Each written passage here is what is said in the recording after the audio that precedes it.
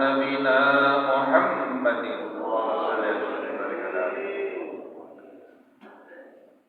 Assalamualaikum warahmatullahi wabarakatuh. Bismillahirrahmanirrahim. Alhamdulillahi rabbil alamin. Wassalatu wassalamu ala sayyidina wa habibina wa syafi'ina wa maulana Muhammadin wa ala alihi wa sahbihi ajma'in, amma ba'du.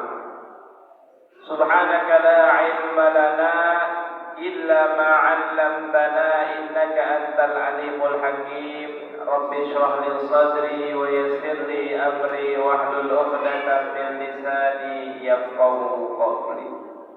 Allahumma arzuqna fahman nabiyyin wa hifdzal mursalin wa sur'ata ilhamil malaikatil muqarrabin.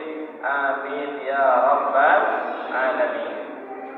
Masyaallah hadirin, para bapak ibu jamaah ta'lim subuh Masjid Jami Nurul Falah yang mudah-mudahan senantiasa dirahmati dan diberkahi oleh Allah Subhanahu wa taala.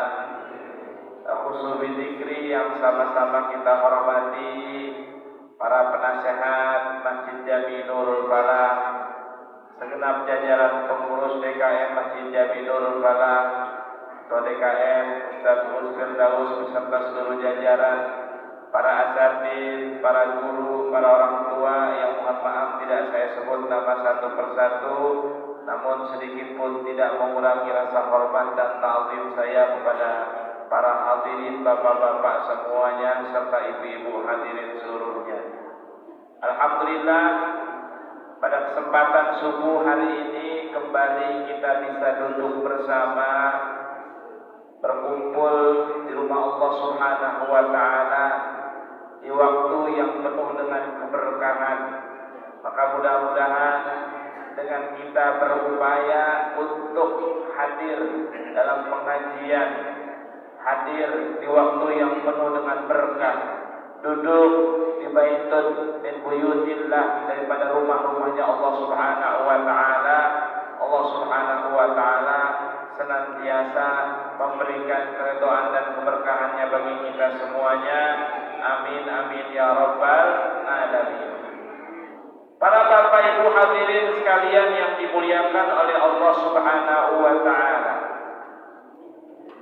Sayyidina Mu'adz bin Jabal, salah satu sahabat Nabi sallallahu alaihi wasallam, itu pernah diberikan satu ilmu oleh baginda Nabi Muhammad sallallahu alaihi wasallam. Dalam kalimatnya, baginda Nabi sallallahu alaihi wasallam menyampaikan kepada sahabat Nabi sallallahu alaihi wasallam ini, Nabi bersabda, "Ala adulluka ala abwabil khair." Wahai Mu'adz, maukah kamu aku tunjukkan pintu-pintu kebaikan?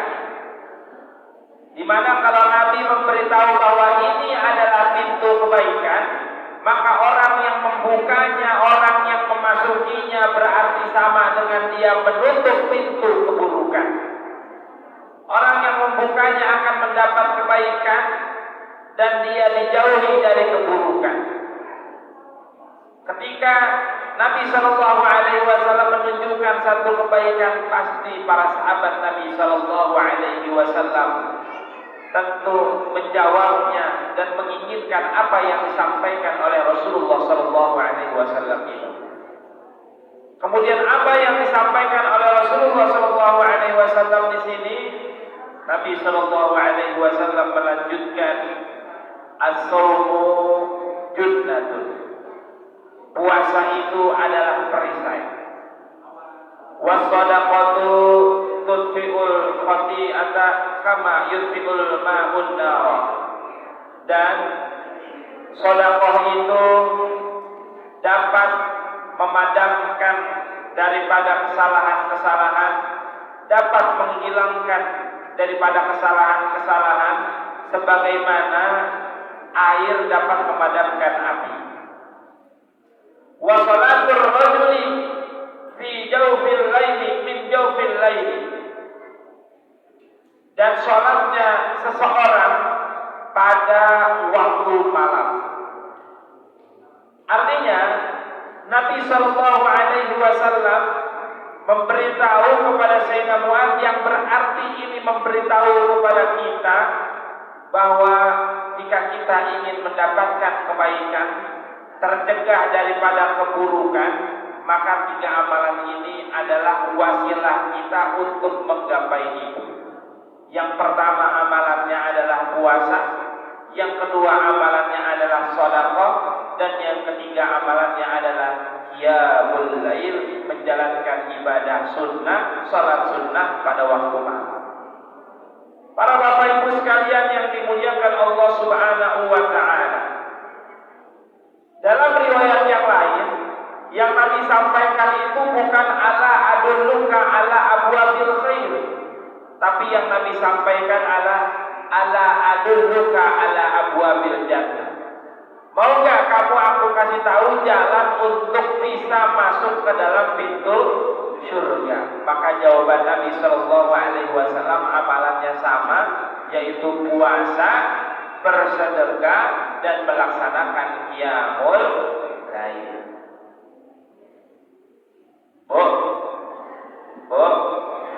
Kalau kita diperintahin puasa, itu cuma puasa Ramadan atau ada puasa yang lain?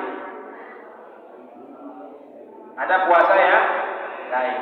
Walaupun puasa yang lain itu derajatnya tidak sampai kepada tingkatan wajib seperti puasa Ramadan, tetapi puasa yang Allah perintahkan melalui lisan baginda Nabi Sallallahu Alaihi Wasallam, ada puasa lain yang kita perlu laksanakan, hukumnya sunnah, dianjurkan, yaitu puasa sunnah.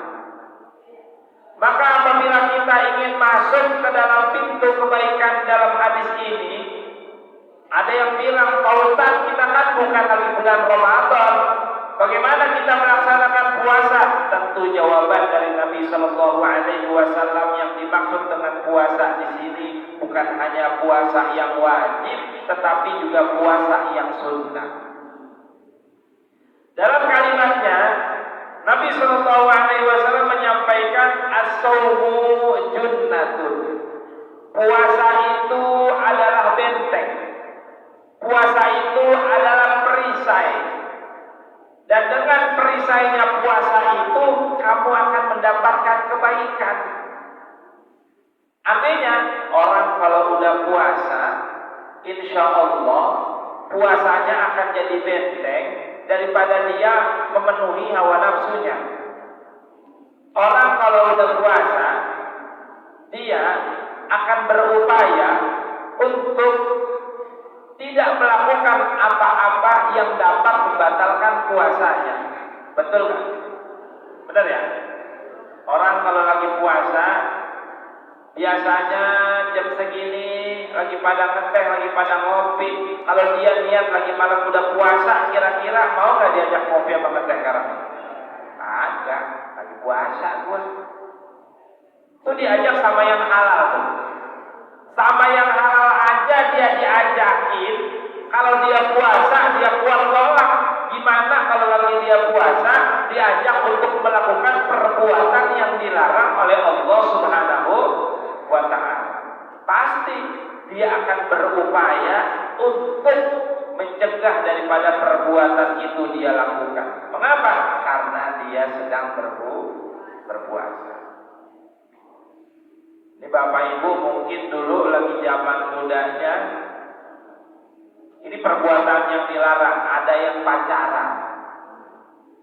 Ini kan benar nih ya, kalau ada bocah pacaran yang haram hukumnya.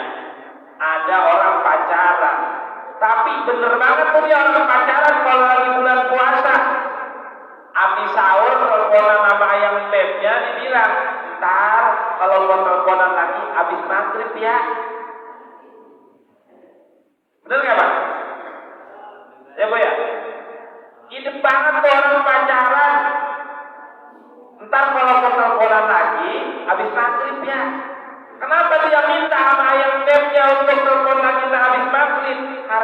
tahu dari mulai terbit fajar alias waktu subuh sampai maghrib dia akan berpuasa.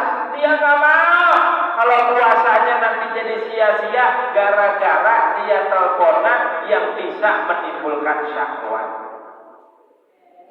Orang jadi hidup kalau lagi puasa. Perbuatan-perbuatan yang dilarang oleh Allah akan dia tinggalkan. Jangankan yang dilarang, yang halal aja kalau lagi puasa dia akan tinggalkan.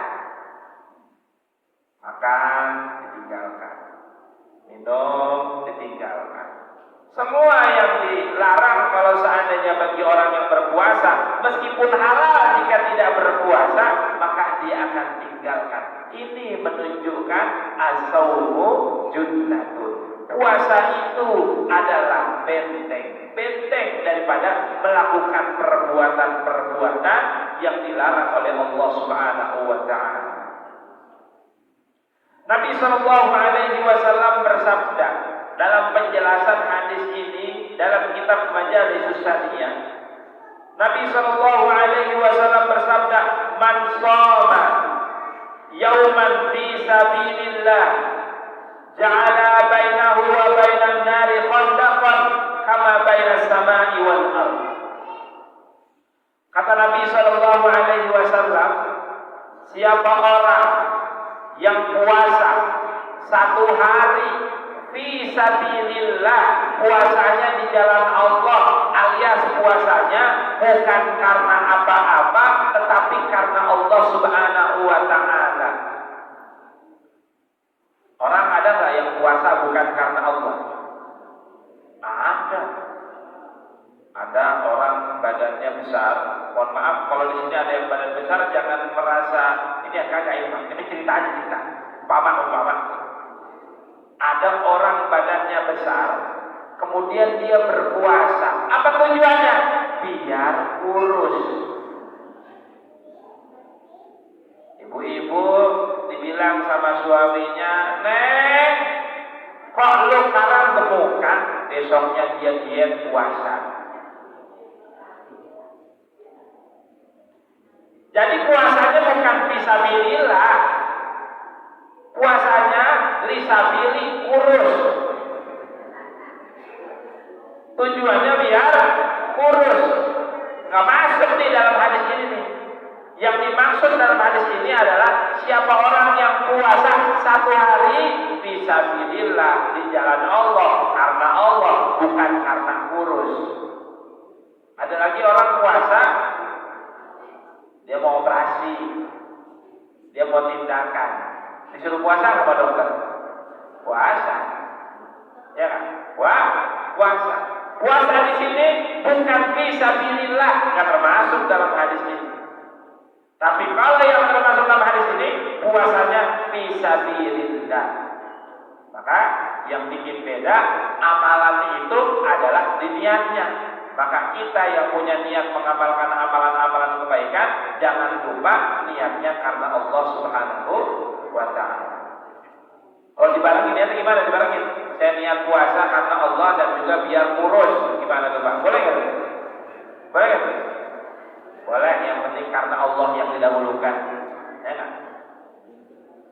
Nabi SAW bersabda, siapa orang yang berpuasa satu hari di jalan Allah, ja'ala bainahu, Allah akan menjadikan antara dirinya wa bainan nari, antara dirinya dan antara neraka, khandaqan, yaitu satu parit, bainas samai wal ardh, yang ukurannya itu antara langit dengan bumi. Jadi orang yang puasa di jalan Allah, bukan hanya dia ketika di dunia itu dapat mencegah daripada perbuatan-perbuatan yang dilarang oleh Allah, dapat menjadi benteng perisai dia daripada perbuatan yang dilarang oleh Allah. Di akhirat, orang yang puasa di jalan Allah akan diberikan benteng perisai oleh Allah dari api neraka. Ini hadis tadi nyebutin, satu hari puasa sunnah di jalan Allah, Allah kasih itu penjagaan seukuran langit dan bumi, parit yang jaraknya seukuran langit dan bumi sebagai benteng buat dia, mencegah buat dia daripada masuk ke dalam nerakanya Allah Subhanahu wa ta'ala. Maka kita kudu upayain badan masih segar, masih kuat untuk berpuasa. Jadiin puasa sebagai amaliyah kita untuk bisa lebih mendekatkan diri kepada Allah Subhanahu wa ta'ala. Ini di sini ada cerita. Ada seorang ulama namanya Imam Shibli.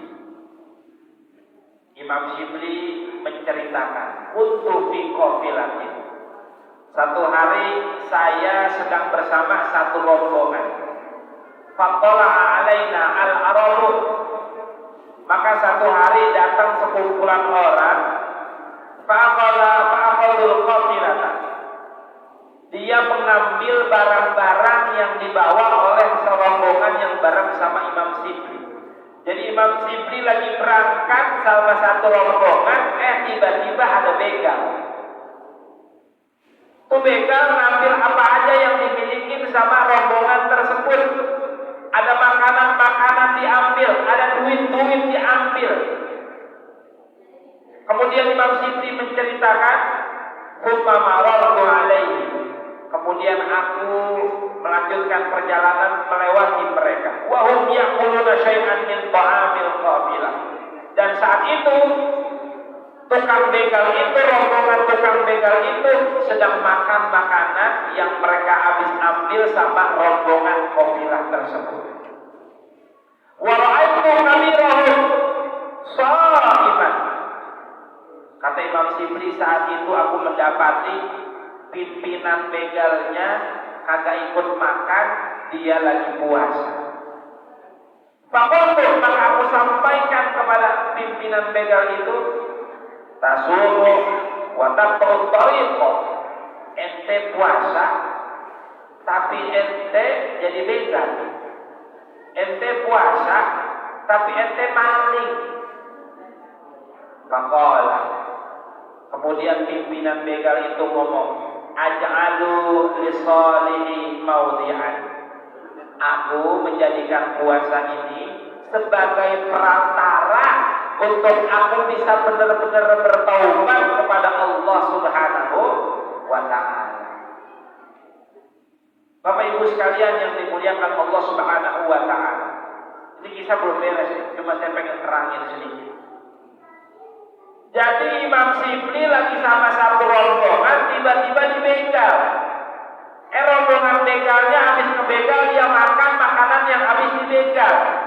Ternyata pimpinan rombongan yang kagak ikut makan, dia lagi puasa.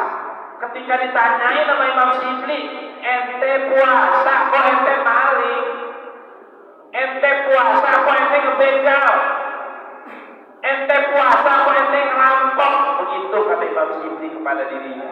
Maka pimpinan begal itu ngomong, saya emang sekarang masih jadi pimpinan begal. Saya puasa, saya pengen jadiin puasa sebagai wasilah saya untuk bisa benar-benar taubat kepada Allah Subhanahu wa ta'ala. Ini kisah belum beres. Kemudian kemudian setelah beberapa waktu yang lama, ra'aituhu fil tawafi, kata Imam Shibli, saya mendapat itu pimpinan begal lagi melaksanakan tawaf di Ka'bah. Faqala, kemudian itu tukang begal, pimpinan begalnya manggil, ya Shibli, wahai Imam Shibli, undur, lihat, ila siyami, kepada puasa yang saat itu saya lakukan. Kaifa aslaha baini wa bainahu, bagaimana puasa itu memperbaiki hubungan aku dengan Allah Subhanahu wa ta'ala. Artinya, ini pimpinan begal berhasil taubat dengan wasilah puasa yang dia lakuin. Berarti tandanya apa yang disabdakan oleh Nabi Shallallahu Alaihi Wasallam bahwa puasa itu bisa jadi benteng, puasa itu bisa jadi perisai dari perbuatan yang dilarang oleh Allah Subhanahu wa ta'ala, berhasil merubah pimpinan begal berubah jadi orang soleh. Maka bapak-bapak, ibu-ibu, seandainya masih berada dalam suatu keadaan di mana keadaan itu adalah keadaan yang dilarang oleh Allah Subhanahu wa taala, tetapi bapak dan ibu masih belum bisa meninggalkan itu karena ada tuntutan, maka jadikan puasa sebagai salah satu perantaranya. Mudah-mudahan dikasih kemudahan untuk meninggalkan itu. Emang ada kejadian seperti itu? Ada. Ini kan bos begal, kenapa dia masih ngebegal padahal pengen taubat? Tuntutan keren lah. Mungkin saat itu dia bilang, saya belum punya kerjaan lain. Maka belum punya kerjaan lain, saya masih jadi pimpinan begal. Kan ada orang begitu sekarang ya. Ya, dia kerjaannya nih, kalau lagi nonton RCTI ada film preman pensiun, tuh cerita di sini ya. Tuh preman pensiun kan sebenarnya masih preman tuh dia. Tapi pengen pensiun tapi belum ada kerjaan lain, katanya begitu. Masih jadi tukang malakin, masih jadi tukang narikin orang yang pada jalan jualan-jualan di pinggiran jalan. Kenapa mereka masih ngelakuin itu? Katanya saya pengen kerja di tempat lain, belum ada kerjaannya. Sebenarnya bukan nggak ada kerjaannya, kagak ada yang ngasih duit, nggak ada yang ngasih gaji kalau dia kerjaan yang lain.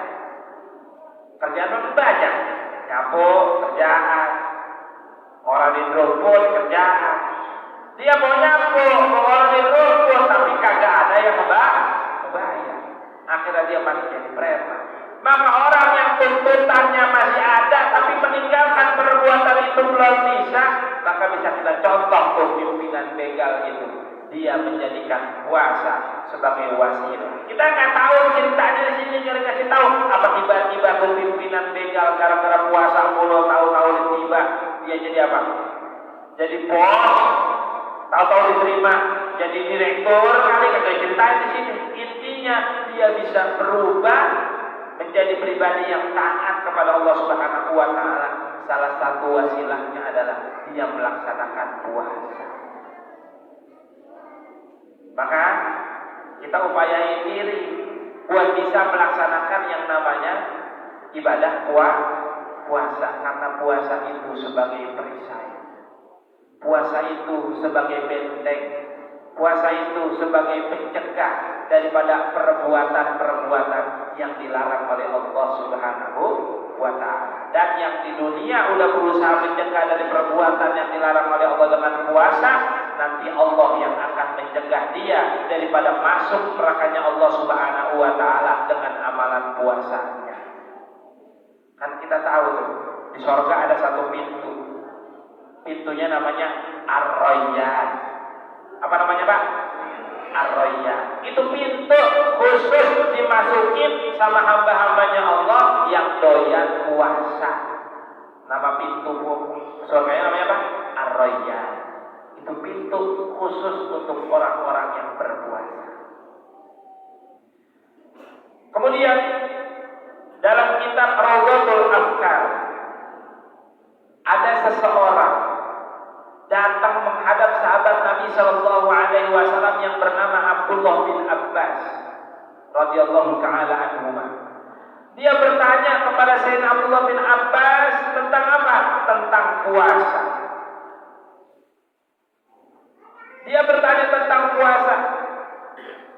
Kemudian Sayyidina Abdullah bin Abbas menyampaikan kepadanya, karena kamu bertanya tentang puasa, aku akan beritahu kepadamu bihadisin, dengan satu hadis, dengan satu ilmu yang aku dapatkan, dan ini disebutin sama Imam Abdullah bin Abbas, Sayyidina Abdullah bin Abbas, karena ini minat tuhafil maksuna.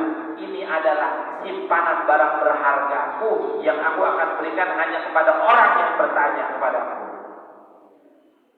Kata Sayyidina Abdullah bin Abbas, kamu nanya tentang puasa, maka aku kasih tahu. In kunta turidu siyamu Daud fa innahu kana yasumu yawman wa yuftiru yawman. Kalau kamu mau mengikuti amaliyah puasanya Nabi Daud, maka sesungguhnya Nabi Daud alaihi salam dia berpuasa itu satu hari puasa, satu hari enggak puasa. Ini sekarang nih, hari ini hari Minggu nggak puasa, besok Senin puasa, entar Selasa libur, entar Rebo puasa, entar Kamis libur, entar Jumat puasa, sehari puasa, sehari enggak, sehari puasa, sehari enggak. Kata Imam Abdullah bin Abbas, kata beliau, ini adalah puasanya Nabi Daud alaihi salam. Wa in kunta turidu siyama waladahu Sulaiman.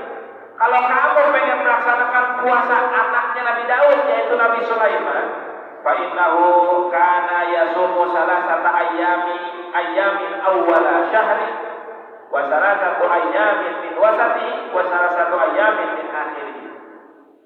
Kalau kamu pengen puasanya Nabi Sulaiman itu puasa sebulan 9 hari. Gimana gambarannya? 3 hari awal bulan, 3 hari pertengahan bulan, 3 hari akhir bulan. Ini puasa bukan gara-gara akhir bulan, gara-gara nggak punya duit. Nabi Sulaiman kaya, ya nggak? Raja, ya nggak? Masa puasa gara-gara nggak punya duit?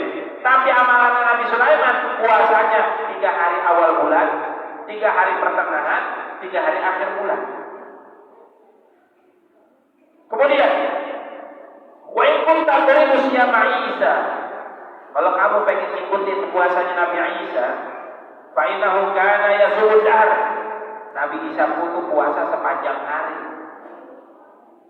Puasanya Nabi Isa itu setiap hari kecuali hari-hari yang diharamkan oleh Allah Subhanahu wa taala. Senin puasa, Selasa puasa, Rebo puasa. Tuh puasanya Nabi Isa setiap hari shaumul dahr. Kecuali kagak puasanya pada hari-hari yang diharamkan oleh Allah Subhanahu wa ta'ala. Kemudian, wa in kunta turidu siyama ummuhu. Kalau kamu pengen puasa emaknya Nabi Isa, gimana puasa emaknya Nabi Isa? Fa innaha kanat tasumu yaumaini wa tuftiru yauman. Emaknya Nabi Isa puasa 2 hari puasa, 1 hari prek. 2 hari puasa, 1 hari prek. Senin, Selasa puasa, Rebo prek. Kamis, Jumat puasa, hari Sabtu prek. Ya kan? Ntar apa lagi? Minggu, Senin puasa, Selasa prek kita puasa. Itu puasanya emaknya Nabi Isa, yaitu Sayyidah Maryam alaihi salam. Kemudian, wa in kunta turidu siyama khairil bariyah. Kalau kamu ingin menjalankan puasanya khairil bariyah, puasanya Nabi Muhammad sallallahu alaihi wasallam, fa innahu kana yasumu ayyamal bid. Nabi Muhammad sallallahu alaihi wasallam itu melaksanakan puasa yang namanya puasa ayyamul bid. Kapan puasa ayyamul bid? Puasa pas malamnya bulan terang benderang, yaitu saat bulan purnama malamnya, pagi harinya kita berpuasa, yaitu tanggal 13, 14, 15 setiap bulan Hijriyah. Puasa itu dinamakan dengan puasa ayyamul bid. Dulu lagi masih pondok saya nanya, ini kenapa puasanya namanya ayyamul bid? Ayam kan artinya hari, ayam bukan ayam tuh. Ayam kalau bahasa Arab artinya hari.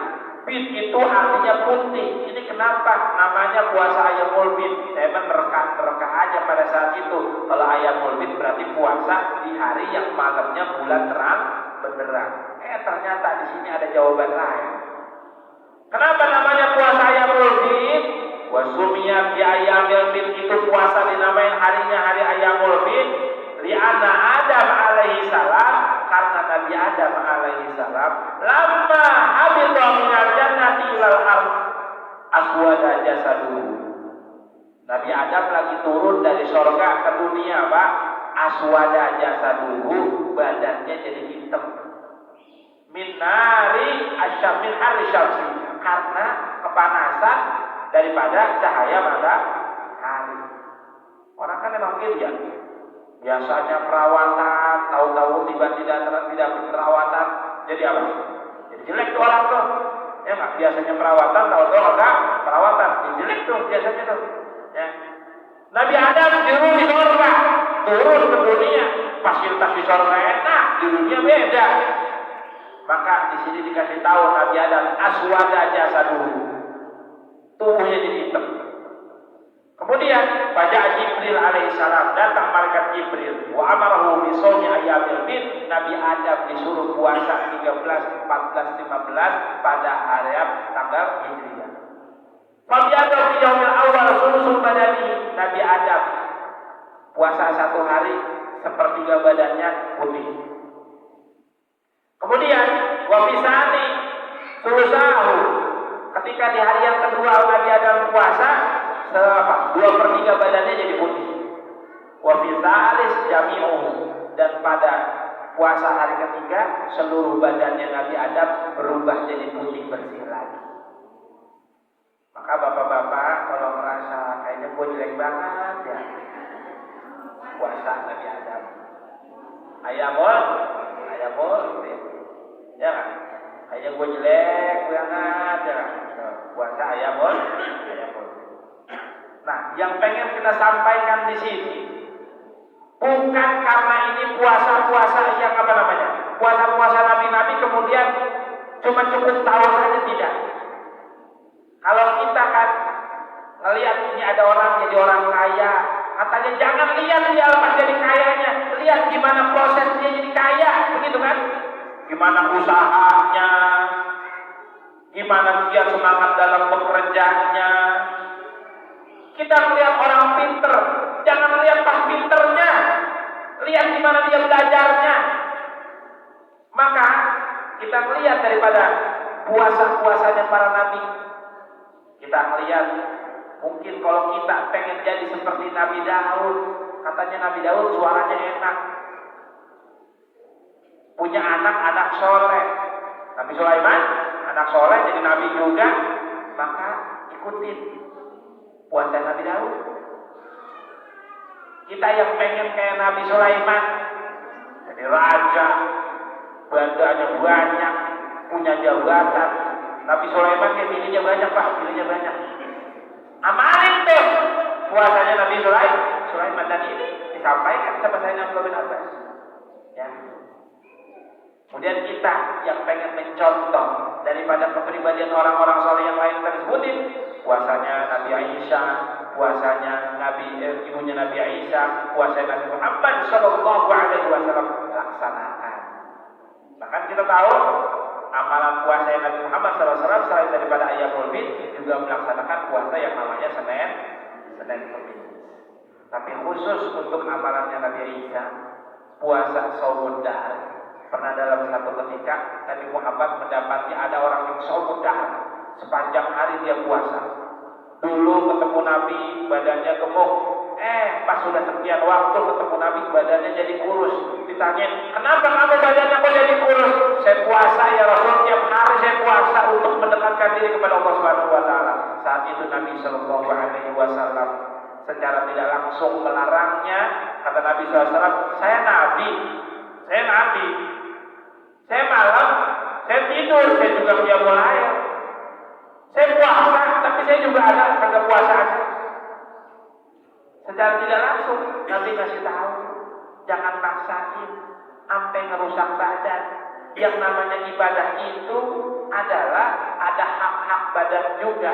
Jangan sampai itu kita jadi sakit gara-gara beribadah kepada Allah Subhanahu wa Ta'ala. Maka kita bisa melaksanakan itu, puasa-puasa sunnah. Nabi puasa hari Senin karena Nabi lahir di hari Senin. Nabi bersyukur oleh Allah Subhanahu wa Ta'ala dilahirkan oleh Allah Subhanahu wa Ta'ala pada hari Senin. Maka Nabi puasa hari Senin. Bapak Ibu yang punya lahirnya mungkin hari Minggu, ini harus puasa nih. Biar kata ada besok puasa, ya kan? Sunnah. Ikutin Nabi Shallallahu Alaihi Wasallam. Kalau nggak puasa gimana? Kalau yang ngapa-ngapa namanya sunnah, dikerjain ada nilai pahalanya, ditinggalkan juga tidak apa. Ya, maka kita upayain diri untuk bisa melaksanakan sunnah-sunnah yang diajarkan oleh Nabi Shallallahu Alaihi Wasallam. Dan dalam bab puasa ini, puasa itu adalah abwabul khair, salah satu daripada pintu-pintu kebaikan, yang mana puasa itu disampaikan oleh Nabi Shallallahu Alaihi Wasallam sebagai junnatun, sebagai benteng, sebagai perisai di dunia, bisa membentengi diri kita dari perbuatan yang dilarang oleh Allah Subhanahu Wa Taala. Di di akhirat dapat membentengi diri kita daripada nerakanya Allah Subhanahu wa taala. Insyaallah dengan puasa yang kita lakukan, insyaallah Allah Subhanahu wa taala akan memberikan pahala yang sangat luar biasa. Terakhir, ya, Nabi Shallallahu Alaihi Wasallam pernah menyampaikan kalau amalan-amalan yang lain itu nilai pahalanya ada ukurannya, tapi beda sama puasa. Puasa itu kata Allah Subhanahu Wa Taala, fa innahu li, puasa itu karena untukku. Yang tahu orang puasa pakai kan bukan orang lain. Mungkin kelihatan badannya lemas, mungkin kelihatan kayaknya lemas banget kayak orang puasa, tapi kagak puasa. Bukan gara-gara puasa itu lemas, gara-gara kelamaan tidur lemas, ya kan? Akhirnya orang nyangkanya puasa padahal enggak puasa. Yang benar-benar tahu orang itu puasa apa enggak itu Allah Subhanahu wa taala, dan Allah yang akan memberikan ganjaran pahalanya dengan batasan yang tidak terbatas sesuai dengan kehendaknya Allah Subhanahu wa taala. Ada satu sabda dari Nabi SAW. Nabi SAW menyampaikan, "Lau anna rajulan shoma yawman tatawwu'an thumma u'tiya mil al-ardi dhahaban lam yastawfa thawabahu yawmal qiyamah." Kalau seandainya seseorang itu puasa satu hari, tatawu'an, puasa sunnah satu hari, sukarela itu karena Allah Subhanahu wa taala, puasa sunnah tatawu'an, sukarela karena Allah Subhanahu wa taala. Tsumma u'tiya, kemudian dia diberikan mil al-ardi dhahaban, emas ukuran bumi, buat dia seada-adanya bumi ini isinya emas, buat dia semuanya. Lam yastawfa thawabahu yaumal qiyamah, itu belum semua-muanya daripada pahala puasanya dia pada hari kiamat. Puasa satu hari dikasih emas seukuran bumi, isinya bumi itu emas semuanya buat dia, itu belum apa-apanya dibandingin sama pahala yang akan dia dapatkan dari puasa dia satu hari. Ya. Maka mudah-mudahan Allah mudahin kita untuk bisa menjalin amal yang sunnah puasa. Amin. Amin. Tapi jangan lupa yang masih pada punya utang puasa, bayar utang puasanya dulu, baru puasa sunnah. Kita kan marah ya, ada orang sedekah punya utang sama kita kan dibayar-bayar. Marah nggak tuh? Marah nggak? Sedekah di masjid diumumin dari bapak bulan, dari ibu bulan. Kita yang dengar, ya Allah, ini orang punya utang sama gue dibayar-bayar, sedekah apa diumum-umumin. Marah nggak tuh? Tidak? Marah. Maka kita yang pada punya utang puasa Ramadan yang belum dibayar, bayar dulu puasanya, baru ngejalanin puasa sunnah yang lain. Kalaupun seandainya kita puasa daripada membayar Ramadan berbarengan dengan hari-hari yang istimewa, insya Allah pahalanya akan didabelin sama Allah Subhanahu wa taala. Ya, mudah-mudahan apa yang saya sampaikan ini dapat bermanfaat dan dapat dari tambahan semangat untuk kita bisa melaksanakan amal-amal ibadah yang diperintahkan oleh Allah Subhanahu wa taala dalam rangka taqarrub kepada Allah Subhanahu wa taala. Ya, assalamualaikum warahmatullahi wabarakatuh. Waalaikumsalam warahmatullahi wabarakatuh.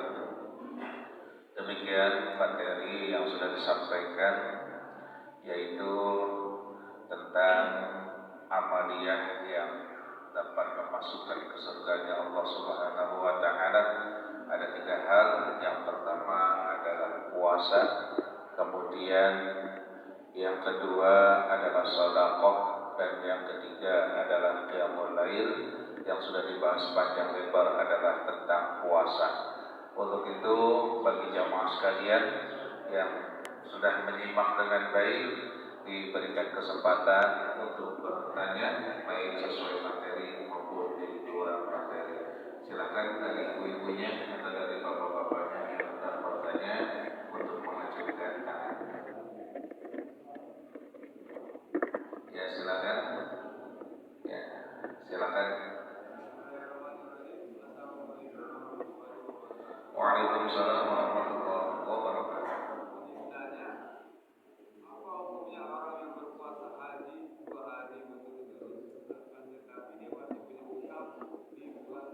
Ramadan.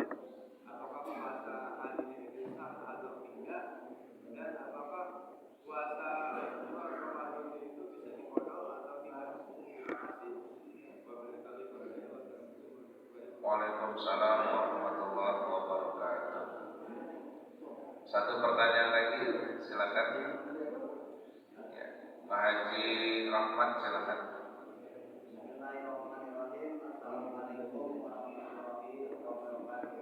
Waalaikumsalam warahmatullahi wabarakatuh.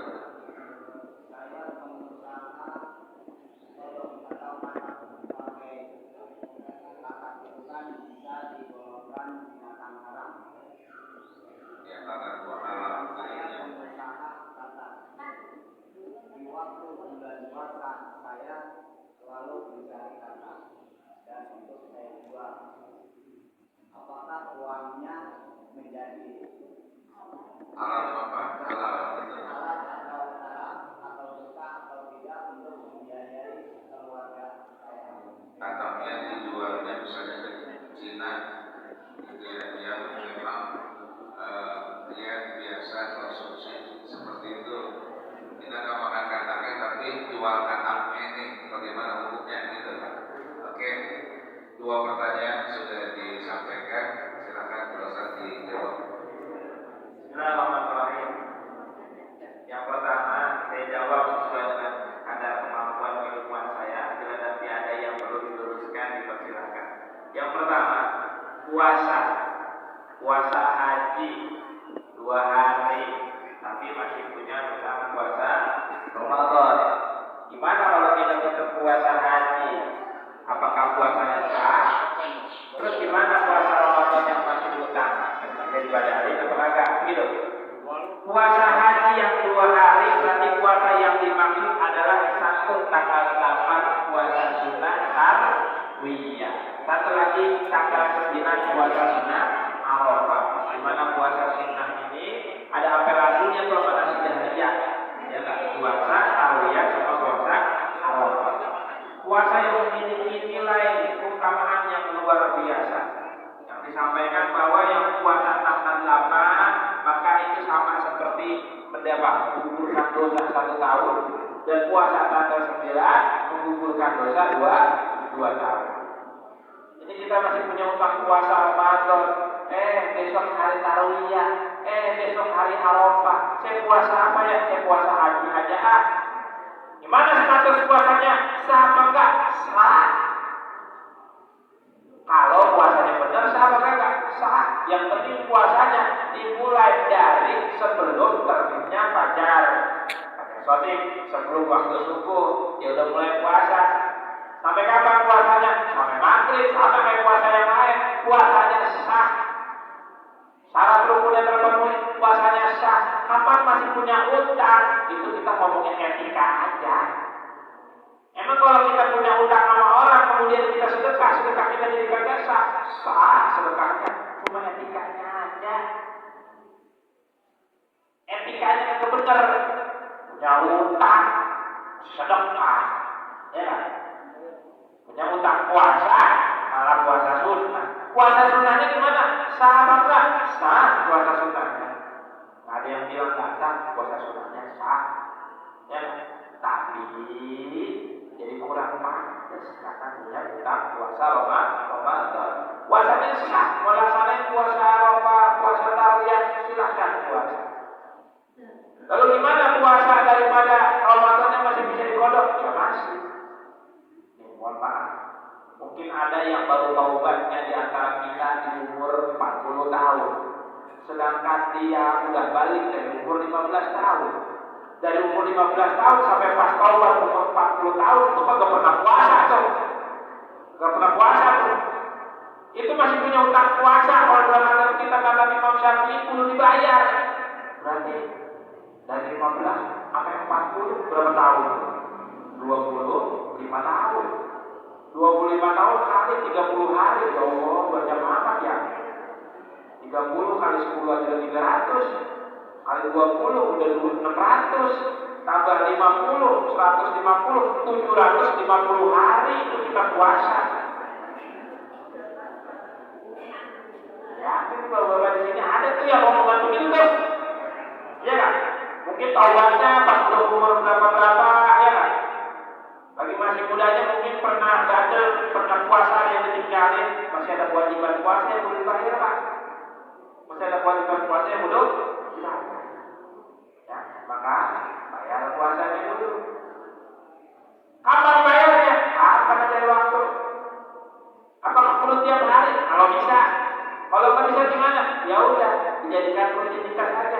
puasa Senin Kamis niatnya kodok, ya kan? Puasanya Senin Kamis itu kagak berasa tuh.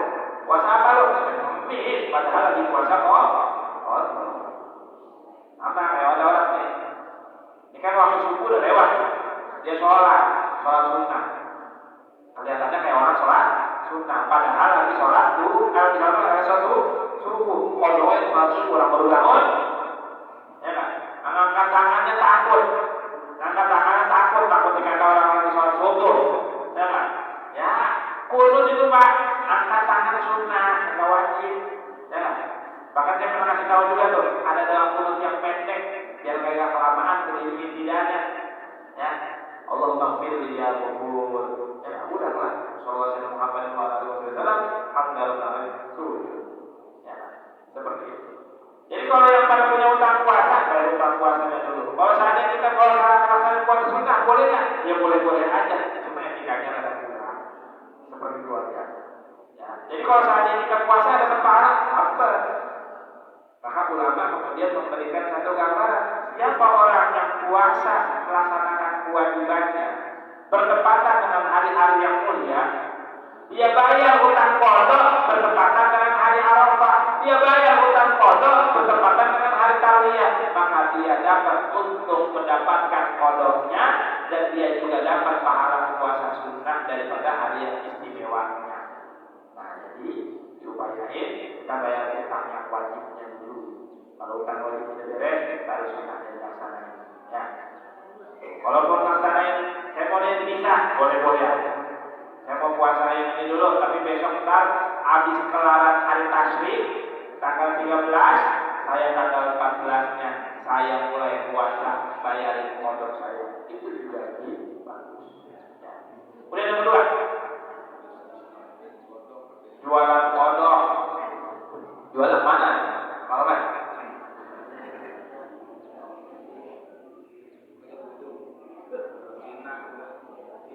Kodok. Jualan kodok emang haram, haramnya buat dimakan, ya kan? Ya kita nggak tahu itu orang jualan kodok buat apa juga ada orang jualan ular, ya. Kalian itu kodok bukan buat makan orang, jadi hukumnya itu tergantung kepada bagaimana kita menjualnya, untuk apa nantinya. Ya. Orang jualan alkohol, kalau buat orang minum, haram. Orang jualan apa tuh namanya tuh? Narkoba. Kalau yang jual orang abius kan jadi narkoba juga kan ekspresi itu, ya, bikin orang melayang. Jualnya sama orang rumah sakit. Boleh nggak? Nggak boleh. Kalau nggak ada itu jadi orang pada takut pada operasi.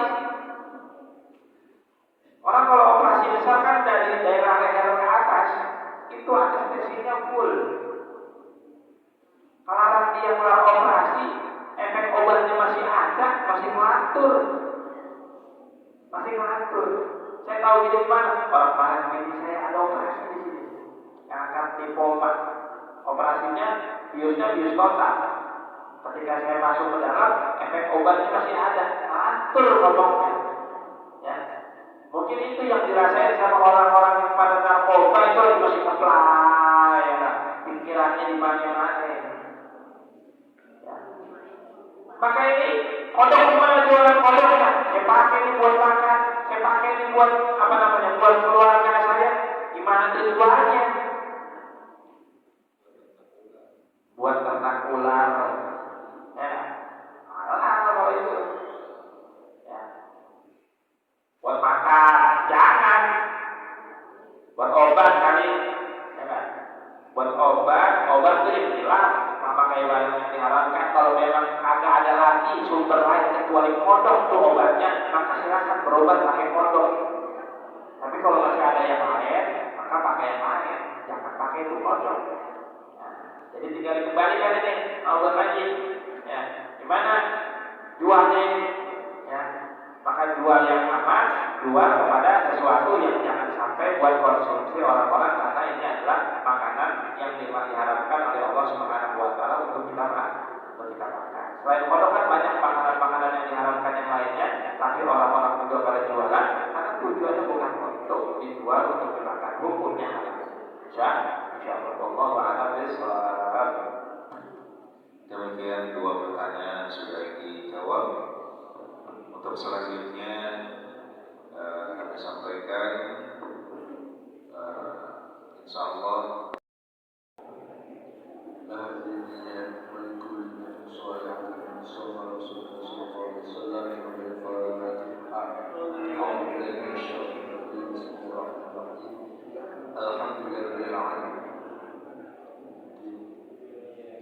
إياك نعبد ونستعين الصراط المستقيم صراط الذين أنعمت عليهم غير المغضوب عليهم ولا الضالين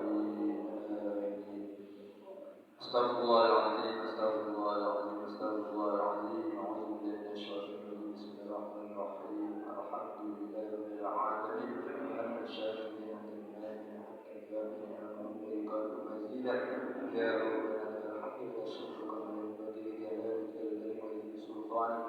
اللهم صل وسلم على سيدنا محمد وعلى ال سيدنا محمد اللهم بارك لنا في مجلسنا هذا يا ارحم الراحمين اللهم اغفر لنا ذنوبنا ولوالدينا وارحمهم كما ربيانا صغارا ولجميع المسلمين والمسلمات والمؤمنين والمؤمنات برحمتك يا ارحم الراحمين اللهم لا تدع ذنبا الا غفرته ولا هما الا فرجته ولا دينا الا قضيته ولا يا الله بنا يا الله بنا يا الله بحسن الخاتمة ونعوذ بك من سوء الخاتمة برحمتك يا أرحم الراحمين ربنا يا الله آتنا في الدنيا حسنة وفي الآخرة حسنة وقنا عذاب النار وادخلنا الجنة مع الأبرار يا عزيز يا غفار العالمين وصلى الله على سيدنا محمد النبي الأمي وعلى آله وصحبه أجمعين سبحان ربك رب العزة عما يصفون وسلام على